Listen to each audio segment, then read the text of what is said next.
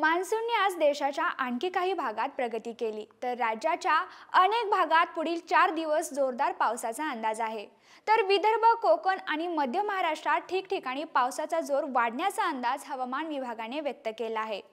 आज कोकणातील सिंधुदुर्ग, रायगड, रत्नागिरी या जिल्ह्यांमध्ये बहुतांश ठिकाणी जोरदार पावसाचा ऑरेंज अलर्ट देण्यात आला आहे।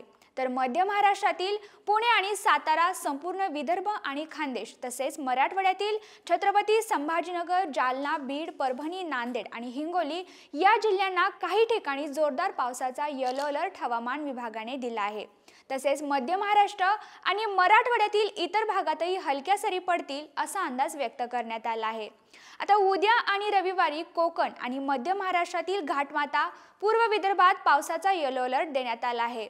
तर मराठवाडा, खानदेश आणि मध्य महाराष्ट्रात ठिकठिकाणी हलक्या ते मध्यम पावसाचा अंदाजही हवामान विभागाने दिला आहे। सोमवारी आणि मंगळवारीही हवामान विभागाने कोकण, मध्य महाराष्ट्र आणि विदर्भात काही ठिकाणी जोरदार ते मध्यम पावसाचा अंदाज दिला आहे। तर मराठवाडा आणि खानदेशात ठिकठिकाणी हलक्या सरी पडतील असाही अंदाज हवामान विभागाने दिला आहे।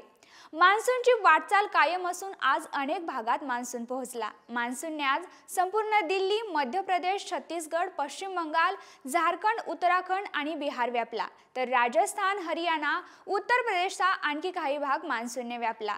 मान्सूनची सीमा आज जैसलमेर, चुरू, भिवानी, दिल्ली, अलीगड, कानपूर, गाझीपूर, गोंडा, खेरी, मोरादाबाद, देहरादून, उना, पठाणकोट आणि जम्मू भागात होती।